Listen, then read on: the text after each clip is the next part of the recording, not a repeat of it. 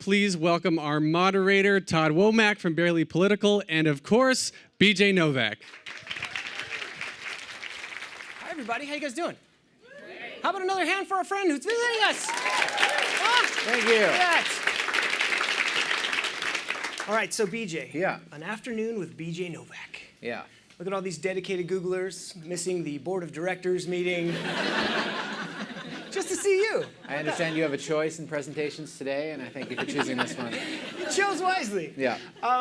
You actually played a Google employee. What if this is a trick and everyone who came to this is fired? Be a great prank. Yeah. Yeah. For you. Yeah. So what do you got going on? What are you doing in New York, first of all? I came here to visit the company Google. Massive search engine. Massive search engine. Yeah. I don't know if you know, I played a Google employee in a movie. I was about to say that. Did you do any research? Yes, for years. I used the search engine. I used the email, the maps. I got very deep into it so I could really understand the mindset of someone for whom Google is a central part of their life. See, he cares. Yeah. He did the research, did the work. So tell us about the book.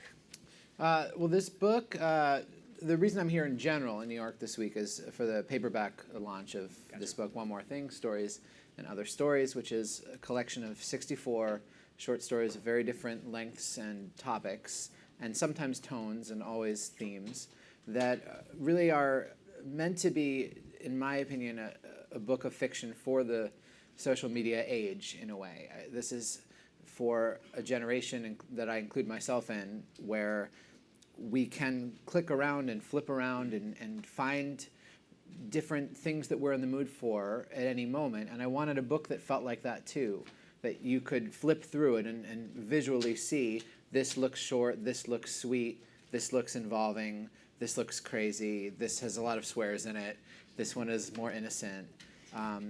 My mind was working in a very jagged way when I had just left the office, and my mind was flooded with all these ideas. And I thought it would be great if I could pull it off to write a jagged book. So they're all comedic, but they are expressive. They're expressive of different feelings and moods as well as different topics. Right, yeah, and there's some that are just sweet and sad, and they're all pretty funny. And I read the ones I read. I didn't have time to read the whole book since Monday, but since I got the book. But I'm going to read a couple of these titles of the stories in here just because the titles themselves are pretty funny. The Something by John Grisham. I thought that was pretty good. That's a story in which author John Grisham wakes up and sees a full-page ad in the New York Times congratulating him from his publisher Random House on his book called The Something. And it turns out he had just mailed in a manuscript with that as a placeholder title, and they had never checked it. And it becomes a meditation on perfectionism. You know, the book's number 1. Everyone loves it. They think The Something is a cool title. And does he let it go, or do heads roll at Random House? Right. Yeah, you tell me the title. I'll tell you. His follow-up is working title, right? Here we go. The Man Who Posted Pictures of Everything He Ate. That's quite good. That's so short I could even read it later if you want. That's one of those. That's what I was gonna say. If you want to do a perfect little for bit of that. this room, yeah. All right. Would you guys like to hear that later? Huh? All right. Then that shall be done. We get their wishes here. Johnny Depp, Fate, and the double-decker Hollywood tour bus. That's a story. Some of these stories these are fiction. These are all fiction. Yeah. I should have made that more clear, maybe. Yeah. It says on the back. Yeah, that's one in which Johnny Depp faces an existential crisis while riding a motorcycle alongside a Hollywood tour bus that recognizes him, and he feels more and more compelled to show off for the tour bus, and it goes to a real extreme of fate and legacy, and it ends, as many of the stories do, not many, as several of the stories do, with a discussion question. Right, which you have in the back. I have more for discussion questions in the back. Yeah, discussion questions. Yeah, I figured I'd just jump the gun and make the sort of academic version of the book for when it's a classic taught in schools. I just save everyone the trouble. Yeah, that'll go well in this crowd. Wikipedia Brown in the case of the missing bicycle. Wikipedia Brown is a detective, a child detective. He's not perfect. He never said he was, but he works fast and he works for free. Confucius at Home. Confucius at Home is about the philosopher Confucius, who has a scribe with him at all times, and everything that he says, the scribe takes for wisdom. And sometimes that annoys Confucius, and sometimes he thinks, well, that does sound pretty good. That's another one I'd be happy to read. It's a very short one. Great. Hey Rabbits. Hey Rabbits is an abstract one. Did I say that wrong? No, you said it There's perfectly. like I said it wrong. There's 5 Y's in there. Yeah. Hey Rabbits is a very abstract and short one about a man who, sort of a parable about commitment. A man who lives alone and sees a rabbit hopping through his yard and wishes there were a way to attract many rabbits, but he doesn't want to keep them cooped up or trap them. He doesn't want any commitment to the rabbits, so he kind of wonders how he can just see more rabbits, hang around with rabbits without having a rabbit. Very allegorical. Yeah. Jay's young dating scene. This one, I really like this one. Everyone was singing the same song. Wait, quote, everyone was singing the same song, end quote. The Duke of Earl recalls his trip to America in June of 1962. Are people here familiar with the song Duke of Earl? Yeah. Okay, good. So I imagined that if there were a real Duke of Earl who visited America the year that song was a hit, he would have had such a beautiful experience, and he might have interpreted it as America being this place full of harmony and life where everyone is kind of singing the same song whenever they meet him. And I thought, to me, that was probably an extreme version of how people remember America right around then, in the early 60s, when we sort of idealized this America, when, despite all the things under the surface, it seemed as though everyone was singing the same song. So that's sort of his vision of America. Right. They will a cappella a song about you. Yeah. About anyone. But he doesn't. They never sing his part. 'Cause it's They're just kind of. They can't help it. If you met the Duke of Earl, he'd be like, like you just. Everyone kind of hums, and they're all so happy to see him. They're like, "You're really the Duke of Earl." They're just so excited. So I read that you these were the things that you couldn't. You had a bunch of ideas in the writers' room of the office. Yeah. That these sort of ended up as not scraps, but ideas that were different. Did you have like a central storage place for all this stuff, or? Well, I kept a lot of pocket notebooks, like, maintaining all these different scraps ideas. And when the office ended, I thought that, well, time to look through these notebooks. I probably have like 4 or 5 screenplays if you add all these ideas together. Right. So you actually use pen and paper. Yeah. Sometimes I have them on my phone, my Android device. I saw you Am I before the doing show. well? You had an iPhone, I think. Right? So I kept them in my phone. I don't remember what I was using. My phone, my notebooks, and I sort of thought, well, I'm sure when the office is over, I've been writing ideas for years. There must be some movies in there. And when I looked through it was more like I had like 800 opening shots.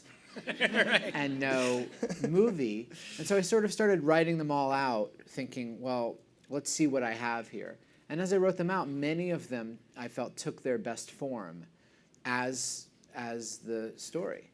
Yeah. Some of them became like a New Yorker length comedy piece or piece of fiction, and others became something you could really fit even on Twitter or Tumblr. But all of them were in their best form, I felt, as my summary. In writing the book, being a TV writer with a lot of experience at this point, how would you differentiate kind of writing for TV, purposefully, as opposed to I'm writing stories for a book? Well, I was very focused on how they could be similar. So for me, writing for an audience was very important, and I read the stories out loud.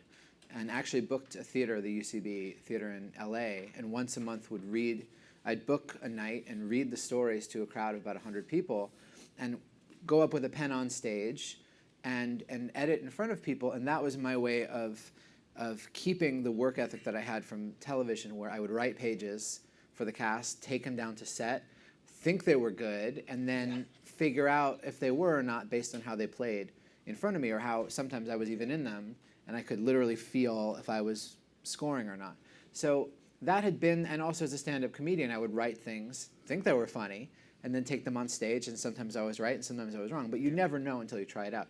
So with these stories, I tried to adapt that into a model of workshopping that I'd seen David Sedaris do, and try to read them and react live. So I tried to make it like TV in terms of my end goal was always to entertain and to connect. So I would try to do that viscerally and be honest with myself about what was working and what wasn't. Yeah, that's sort of like, how did those go over as a show, do you think? Great. Yeah? Yeah. Did you, because it kind of sounds like you... I can see your getting them skepticism, yeah. No, See, I'm I'm very imagining- attuned to an audience. I'm just imagining it's sort of like, hey, come and watch me work for an hour down at the UCB. I mean, how did you like actually? Well, I had done a lot of you know- shows as a stand-up, including at the UCB. So I think people knew, they weren't focused on exactly what it would be. They saw my name. They had seen me there before. It said I called it uncollected stories. So they figured it would be something comedic. Right. It wasn't like I booked a Broadway theater or something. So by the time I got there, and I think you could see that I was wearing my heart on my sleeve in terms of how much I cared about the stories, but the stories are funny stories. So, and I'm not like a masochist. Like, I read the stories that I thought would be most entertaining. But I'd seen Sedaris do it so well that I really wanted to make a live reading an evening of entertainment and tell stories between them and really act out the different roles. So do you have a favorite story or two in the book? They're all my favorite. Oh God, I sound like such a lame parent. I'm very relieved though, because as I wrote the book, I was constantly swapping stories in and out, and I would change my mind at the last minute about what was good and what wasn't. So I was very happy in the end that a year later, I really do love each one. And I inadvertently, whenever anyone tells me their favorite story, I say, that's my favorite. And I mean it every time. Because as I wrote that story, I was in the mindset of this is my favorite thing I've ever thought of. If you don't do that, I feel like you're not fully believing in your work. Going back a little bit, I found out, let's see, you wrote for the Harvard Lampoon? Yeah. Is that right? Can you tell us just sort of what that was like? Because do we have some Harvard grads in here? Alums? Just the one guy? Two people? Isn't this Google anymore? What happened? Over here? Nobody? All right. Eric Just three Schmidt's people? watching this. He's like, we have a Facebook problem again. Getting killed by Schmidt, guys. Come on. Tell us about that. Because was that your first kind of professional writing sort of thing? Well, that was probably the first time that I was held up to very high standards for comedy. Right. So it's a real advantage. I don't think there's that much advantage to having been on the Harvard Lampoon in terms of connections, which people really think there is, because so many of its graduates go on. I think the real advantage are twofold. One is that, first of all, you leave with the confidence that this can be a real career. I think many funny people, most funny people, never really think that they can be a comedy writer. And even if they do wonder about it sometimes, they certainly don't think that after a year or two of unemployment and failure in trying to be a comedy writer. But a Harvard Lampoon graduate has seen it happen, so they get out there and they write script after script and meeting after meeting, and they're confident enough to persevere to the point where it actually starts working. So it's sort of a Dumbo's feather in that way. The other advantage is that people are mercilessly critiquing your comedy at age 18, 19, 20. And most people who are just naturally funny with their friends never critique them. They're never like, that story started out great, then I knew where you were going. Yeah. It ended strong, but I thought the second to last joke fell kind of flat because it was the same as the first joke. Like, no friend ever says that. So here you're actually, wow, you're held up to that kind of standard, and you get trained a little bit. Yeah, right on. A lot of SNL writers do come out of there, right? Yeah. Like a crazy proportion. Yeah. I don't know about the exact proportion, but I know a lot do. It's 54%. Actually. Oh, wow. I'm just kidding. You guys, that is not, everyone on a laptop I is just like... made that up. I just made that up. So take me through, so you're writing for the Harvard Lampoon. Yeah. Like, you got on The Office very quickly, but you had a writing credit before that, right? I did write for a show. Does anyone remember a show on the CW called... Actually, no, then it was the WB. Does anyone remember a show called Raising Dad? Some... embarrassed anonymous murmurs. Yeah, that's how I feel about it too. Yeah, that might have seen that a couple times. Yeah. It was a show starring Bob Saget and he's great. And his two teenage daughters who now are quite successful, Kat Dennings and Brie Larson, both of whom have great acting careers. Oh, wow. So I was 21. I had put up a show at Harvard called The BJ Show. It was not, yeah, anyway. Yeah. And I had traded on the Harvard name pretty shamelessly. I wrote a letter cold to Bob Saget, and I said, the Harvard Lampoon would like to honor you, give you some award. Basically, they let me give anyone an award if you're on staff. And, yeah, sure, give them an award. Like, how much is the trophy? I was like, you're a comedian of the century or something. And would you like to come and receive your honor? And also, there's this show called The BJ Show, funny coincidence, that I'd love to have you in. And so he was very flattered and happy to have Harvard on his resume. So he said, sure. So he came out. And the show, I put a lot into the show. The show is really good. We wrote a script called The Lost Full House Episode that I acted in with him. I played Uncle Jesse, and he played himself. He played Dan Tanner. Yeah, you And gotta it give was, yourself it was the an Jesse R-rated part. Full House episode in which Danny tries to teach Michelle about sex. And then Uncle Jesse overhears and realizes that Danny doesn't know what sex is. And so then Uncle Jesse explains sex to Danny, who then becomes a sex-crazy maniac. Didn't really make sense, I guess, if you thought about it, but it definitely worked on stage. So on the strength of that, he and the creator of Raising Dad offered to hire me as sort of the young writer who would edge up their writer's room. And I was happy to do it. I wasn't looking for something like that at the time, but I knew not to say no.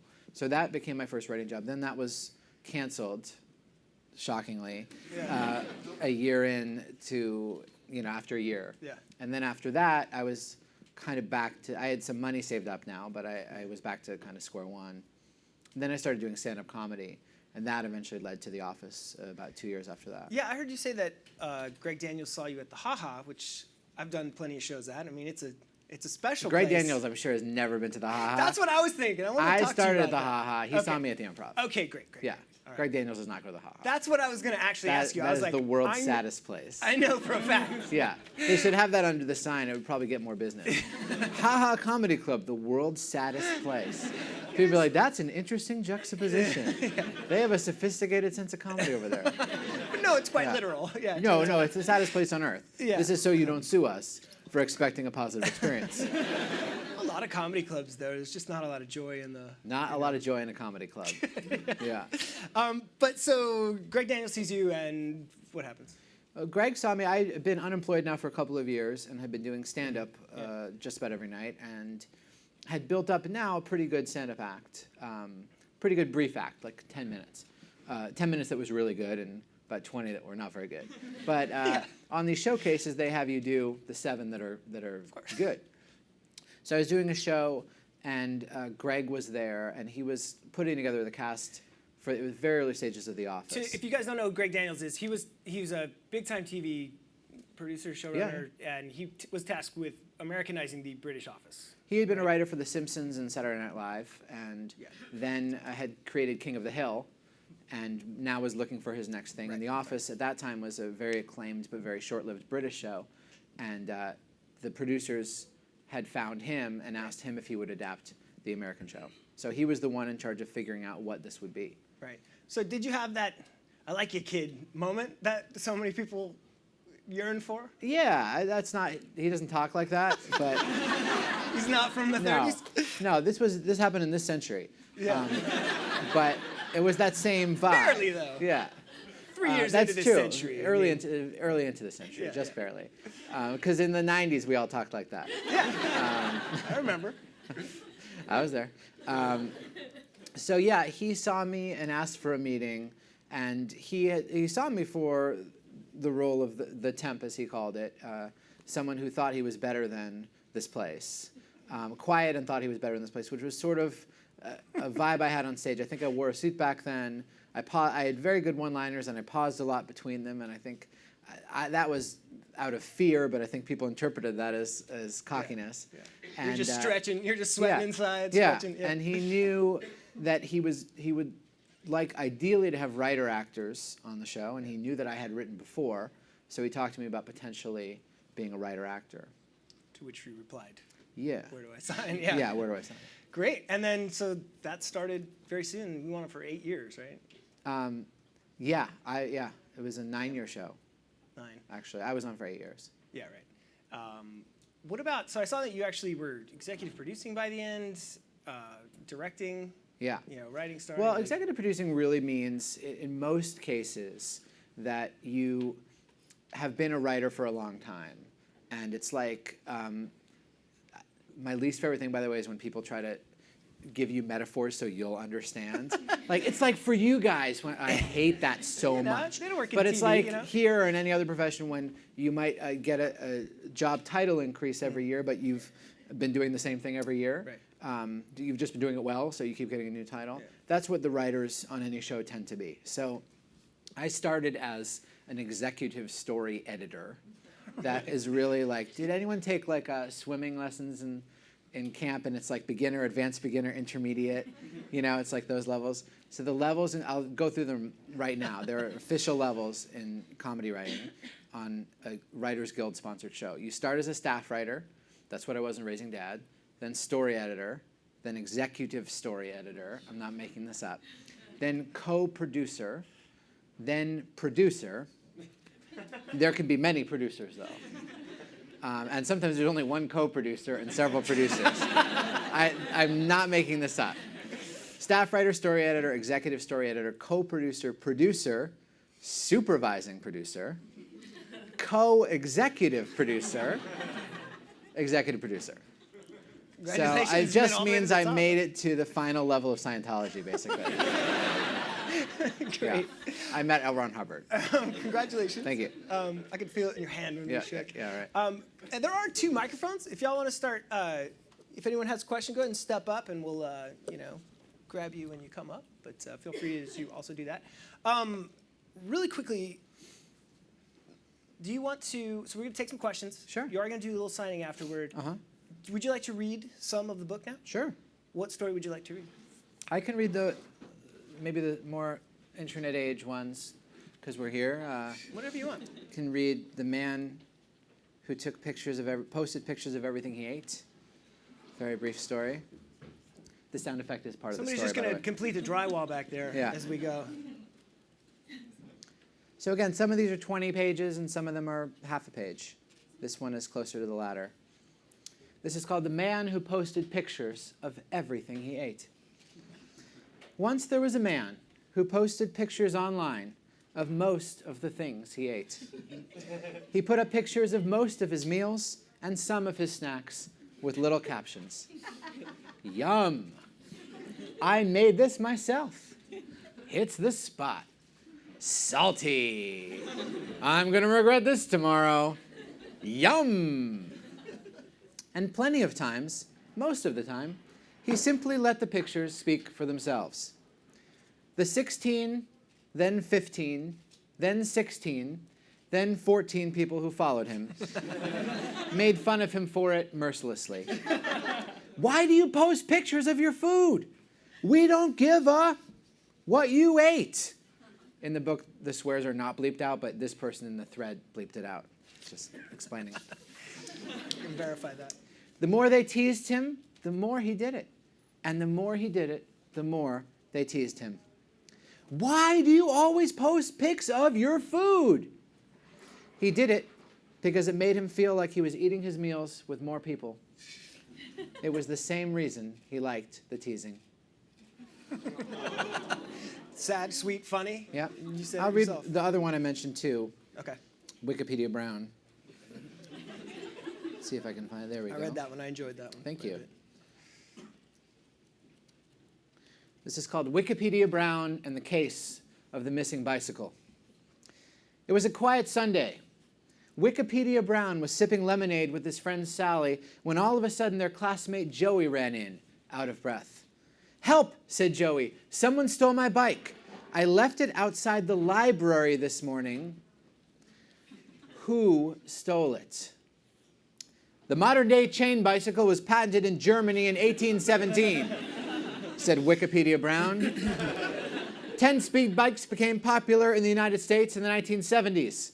Carrot Top uses a bicycle as a prop in his popular mainstream comedy act. Ooh, Carrot Top, said Joey. Whatever happened to that guy? Carrot Top was born Scott Thompson in Big Bear City, California in 1965, said Wikipedia Brown. Big Bear City? What an odd name. Is that a real place? Asked Joey. Big Bear City is an unincorporated census-designated place in San Bernardino County, California, with a population of, wait, let's not get distracted, said Sally. Every time we talk to Wikipedia Brown, we get distracted. We spend hours and hours with him and always forget what we were supposed to investigate in the first place. Yes, good point, said Joey. We have to find my bike. Sally, do you have any ideas? Sally is a bad detective and a well-known slut, said Wikipedia Brown. Citation needed. Is that true? Asked Joey, his intentions unclear. No, said Sally, fuming with anger. I don't know who told him that. It could have been anyone. Literally anyone. The government caused 9/11, said Wikipedia Brown suddenly for no reason. Sally pulled Wikipedia Brown aside. Are you sure you're okay, Wikipedia? I'm not perfect, said Wikipedia Brown. I never said I was, but I work fast and I work for free, and that's all anyone seems to care about these days. Plus, I'm getting better by the second, and it's all thanks to people like you. Sally smiled. She liked being part of Wikipedia's process. Okay, Wikipedia, said Sally, but I have a question for you, Joey. You say you left your bike outside the library this morning. It's Sunday morning. The library's closed. Wikipedia Brown stood up with a start. Barack Obama is the father of Miley Cyrus's baby, announced Wikipedia Brown. This story is under review. Thank you.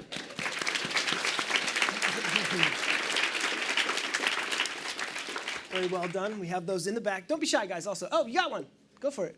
Hey, Megan. So you've got this book and your children's book, the book with no pictures. Do you prefer heading down this path of being a book writer versus sticking with traditional screen and TV writing, if you could call that traditional? Yeah, I think I will be back next in what I was doing before, but I became a much richer, I think, entertainer and writer from doing this, where I could really go deep into who I was and what I wanted to say, and some of the other stories are deeper than that. You're like, oh, that's not that deep. I could really go deeper into ideas and then really take full responsibility for bringing them to an audience, reading them out loud, promoting them online, designing the covers, which obviously I put a lot of design work into. But This one, too. yeah, which took a surprising amount of design work, actually. Simplicity can be difficult. Yeah. But I think I'm much richer for it, but I think probably what I'll do next is back in those fields, because what my real love is connecting through entertainment. Making someone's favorite something is what I always say is what I want to do. So you can make a lot of people's favorite something more if you do it for more people. I hope no one ever quotes me on that. That's really vague, but you get what I'm trying to say. While we're on this topic of this book real quick, if you haven't seen this one, The Book with No Pictures, it's a kid's book, and it's really fun. It's just like, there's a video of you reading it to a bunch of kids. Yeah. Which is quite cool, and kids love this book, yeah? This is a very big hit. I've heard with this the kids, before. yeah. And I don't know, do you want to describe it maybe? I don't want to butcher it. Sure. This is a book with no pictures. I'll start it out for you. This is a book with no pictures. It might seem like no fun for someone to read you a book with no pictures. It probably seems boring and serious, except I know the book by heart. Here's how books work. Everything the words say, the person reading the book has to say, no matter what. That's the deal. That's the rule. So that means even if the words say, blork. Wait, what? That doesn't even mean anything. Blurf. Wait a second, what? This isn't the kind of book I wanted to read. So that's the premise of the book, and then makes you say all kinds of silly things. Yes, I am a monkey. I'm a robot monkey. You have to praise the kid, best kid ever. eventually, they usually laugh just at the sight of this page because they know what things like this are going to lead to. We call that the mayhem spread. So the idea is that the parent has to be engaged in this read aloud, but really the secret message is that words have this great power, and you can abuse this power. That's how you know it's a cool power. This is I love the concept of this. How'd you kind of come up with that? Well, I was reading, my best friend Chess from college had a kid who was 2 at the time, and I would read lots of books, and he would always come up to me holding a book for me to read. And at some point I thought, this is very funny. He doesn't realize how much power he has, because I'm used to being a co-executive producer or higher, and now I'm just an actor who has to say whatever lines he hands me. You know, that's what a book is. It's a script. When you're 2 and handing it to an adult, you're handing them a script that they have to perform. Yeah. So I thought, well, what's the funniest script that a kid could hand you? Well, it would be things that they know what it's going to say, but you act so bewildered by. So that was the original idea. Yeah, it's a good, fun little game. Yeah, and I guess the lesson that I learned well from The Office is that the real laughter, if something crazy happens, the real laughter is on the reaction shot. So that's why the parent has all this dialogue like, what? I didn't want to say that. What kind of book is this? Excuse me? Like, that's where the kid laughs. It's not when you say the outrageous thing. It's when you react deadpan to it. So that's a lesson I took It's a great book. How about a question? Hi, thanks for coming. I got one more thing right when it came out, and it was one of those books I couldn't put down. Thank you. Very well crafted. Thank you. And so I loved the comedic parts, but there were also some that took a turn for the profound. Yeah. They could be read almost as parables. And I was curious as to how much influence the fabulist writers had over you, such as like Italo Calvino with his book Numbers in the Dark, and those types of story collections. I don't know that book. I was a literature student in school and read a lot of magical realism and was drawn in my free time to stuff by George Saunders, Richard Brautigan, Philip K. Dick sometimes. I mean, people that are, whether the last name is more cerebral in terms of his concepts, but they were actually very emotional too. So I was always really drawn to fiction that captures something, as David Foster Wallace liked to say, that really use the abstract to express something that couldn't be expressed in another way. So I was very drawn to that, and often when I started with these stories, each one started with an idea that made me laugh. But then, you know, one of them, probably the most emotional one in the book, is called Sophia, and it's about, it started as a very silly idea I had written down. It said, first AI to feel love, falls in love with man who doesn't want commitment. And then I wrote Gary Shandling. I thought that's sort of like his old time style to do that. So, but the story I ended up writing, Sophia, was I put so much of my own observations and hypocrisies and heartbreaks into that it evolved into something more that way. I think that type of fiction had always been in me. I wouldn't have dared to attempt it head on, but I sort of accidentally pursued it in the service of trying to make a comedic story. That was also a lesson that I learned from The Office, in that the biggest comedic moments tend to come when you're emotionally invested. So if I didn't have a good joke, I would just go deeper into truth as far as I could until a joke presented itself. Thanks very much. I'm really glad you liked the book. Thanks. Copies for sale over there. How about a question? Hey, thanks so much again for coming, and I think I also owe you a thank you for boo-boo butt being a favorite word of my 2-year-old. Oh, great.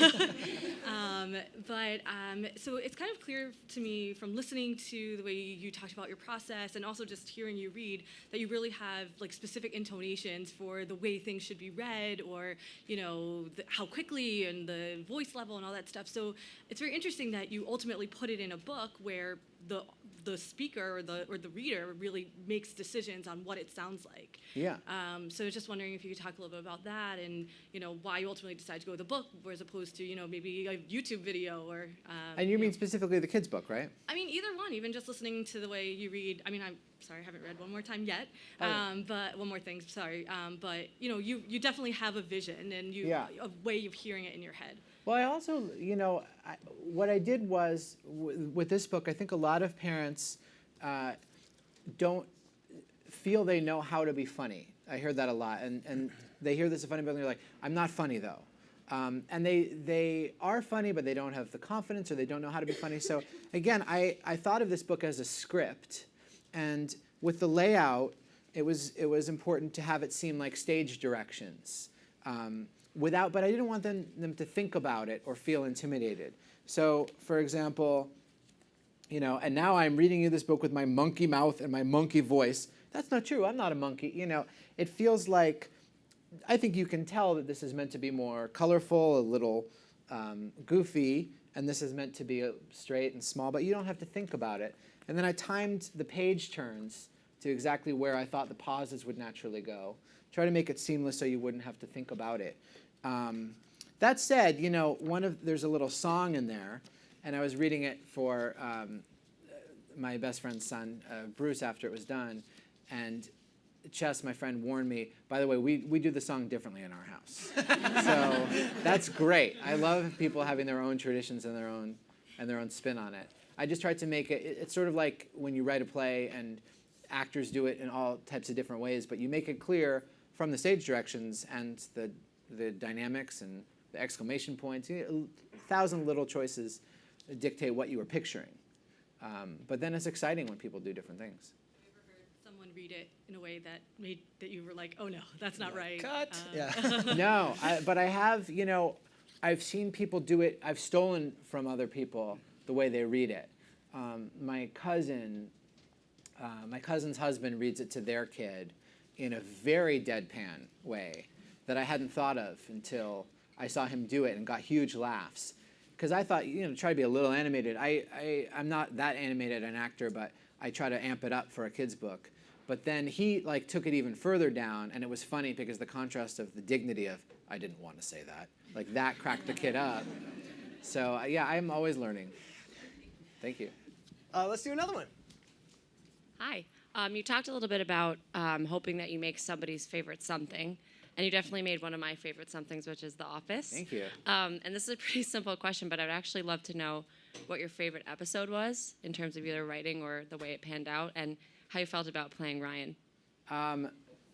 Thank you. I'm somewhat like the Book of Stories. Anytime I'll ask you at the end what your favorite episode is, and I bet instinctively I'll say, that's my favorite. Because I always think, I'm taken back to the moment when it was all I thought about. I would say, it's sort of all time the one that makes me smile the most. If I was about to die and they said, we're going to play one Office episode for you for old time's sake, I'd say, play The Injury. That was the one. Mindy wrote that one. It made me really happy. It had a lot of, its opening monologue could only have been our show. It was Steve Carell had grilled his foot on a George Foreman grill because he liked to wake up to the smell of crackling bacon, so he kept a Foreman grill next to his bed. He stepped, and then he goes back to sleep, and he's like a snooze button system, where he closes it, grills it a little more, then he stepped on the grill and punctuates it by showing the grill marks on his foot. Then he thinks he's handicapped and comes in and lectures everyone on handicap awareness. Only Steve Carell could do that without you turning off the TV, saying this show is fucking ridiculous. Because it was ridiculous, but he grounded it with so much passion and belief that you were like, I guess some people have to work at a place like this. And it just became funny. I think that one is a great example of a show. It could have only been us. And so it makes me really proud. What's your favorite episode? My favorite's Woman's Appreciation, when there's the flasher in the beginning. Oh, okay. That's one of my favorites. And also, I didn't work on that one. Yeah, I didn't work on that one that much. Also, Woof. I think that's amazing. Thank you, Woof. I like a lot too. I have a friend at Google in Mountain View who says that sometimes ideas come up and they compare them to woof.com. So I'm honored to make it into your lexicon. Go ahead. So when you're writing a book, I guess it's more of a solitary process. You're not necessarily writing with other writers in a writing room. You're not necessarily writing for any actors. Do you find it more challenging, or I guess what differences do you find in that process? In some ways, it's much more challenging. In some ways, it's I'd say, I would change the word challenging to frustrating is a better way to get at it. In some ways, it's much more frustrating because when you hit a wall, There's no coasting on a wave. It's sort of like, well, I was going to compare it to surfing or something, but I don't know enough. But anyway, take that back. When you're in a writer's room, there's so many ideas going all the time, and so many minds going all the time, that if you're stuck, someone else is going in a direction. It could be their own idea. It could be elaborating on what you pitched. There's just, you can zone out. You can have a bad day, be in a bad mood, not have had enough coffee, be mentally stuck on a certain idea. And there's just all these smart people that are just moving it forward, and you can kind of coast on what they're doing. Or you can just be kind of leaning back, zoning out, and then you have someone says something, you riff on it, and you save the day, and you weren't stressed in the least. So that form of collaboration is incredible, and it's very frustrating not to have when you're working solo. But the frustration that you avoid when you work solo, I found, is that you get to be your own harshest critic, which can be very liberating, because when you make it past yourself, you're there. So often I would have an idea that I loved on The Office, or I had written a script that I loved, and they didn't want to cast it the way I envisioned it, or they did, and now we're editing it, and they took out the scene that was the whole reason I wrote the script, because it didn't fit for time. And I was like, cut the rest of the episode for time. Like, that's the best thing we've ever done, you know? So those are so heartbreaking as a writer and so frustrating. And you also lose so much energy. And then sometimes you lose so much energy arguing for something. And you win, and then you were wrong. Like, that happens too. Then that scene is just dead. So it's different frustrations, I guess. You trade one for the other. And I think that's probably why I'd like to always keep going back and forth. Thanks. Right on. Thank you. Let's take one more. We might have to get into autograph time after that. BJ, thanks for coming in. Big fan of all your work. Thank you. I just had a quick random question for you. What is your favorite Google product, and what would you improve about it? Wow. So give him a little list, too, just in case he doesn't know them all, like we do. You got You got Chrome. Google I'll tell you what I Google wish you too. could do. My favorite Google product is search. Too obvious. But also my favorite Simpsons character is Homer Simpson. My favorite Sopranos character was Tony Soprano. My favorite Office character was Michael Scott. I think people underrate, like, the number one thing. So Google search, it's the best. What's that? What would you improve about it? About that, I think you should probably have better pictures of me show up when you Google my name. There's some that aren't as good angles. I'll tell you what I wish you could do, okay? Google Earth, Google Maps, these are incredible. I want to be able to, maybe sober, maybe not, have on my screen, like it's Grand Theft Auto or something, sort of point of view of the environment. I don't know, Maps Earth, you figure that part out. And I'd like to be able to, like, take a road trip across the country or through the air and just, like, let's go to fucking Austin right now. Like, what would it be like? What streets would we take? Let's go at 400 miles an hour. Let's fly. Let's, like, go to, you know, Uzbekistan. Like, let's just kind of, and just, like, sort of virtual reality using your maps and Earth. I would do that all night. Thanks so much. Thank get you. on that, bro. You got to get on that. Yeah. I would feel remiss if we didn't get a real quick chance at just asking you about, what was it, Inglourious Bastards? Okay. Or Saving Mr. Banks. Maybe you pick which one. Do you have any, like, wicked stories from either that would blow us away? Working with Tarantino or Brad Pitt or Tom Hanks or any... Well, there's a moment that still gives me chills when I think about it. There's several on Inglourious Bastards, because that was, Pulp Fiction was really what made me want to be a writer. I think a whole generation was that way. You see Pulp Fiction, you're like, I have to get as close to that as I can in my life. It was the first time being a writer felt sort of like being a rock star to me, when I saw this person, Quentin Tarantino, had made this thing, and it was so fucking cool. So there was a moment I always remember. There was a close-up on me in the veterinary scene. I don't think they used it or most of that scene, actually, in the end. But I just remember Quentin with a like a viewfinder, just like lining it up on me. And, oh my God, what a moment that was! Sort of the big time. God. So that was pretty profound, I would say. Yeah, acting. You had some you had a good scene where you were bound with. Was that with Brad Pitt? Yeah. What's he like to work with? Uh, Because he just seems like the coolest guy ever, I guess. Yeah, no, he's really cool. No, yeah, there was a scene we both had bags over our heads, and then they pull them off. Yeah. And when we shot that, for some reason, you know, you just think weird things at times. I was like, oh, Mindy Kaling is gonna love this shot. Like me and Brad Pitt, like coming out of the bags. I don't know, just like this is her kind of moment. She just loves that, like fuck yeah, like alpha movie star moment. Yeah. Yeah. It's just every day. Yeah. Guys, please give a round of applause for BJ for coming down. Thank you, Mr. Todd. Thank you.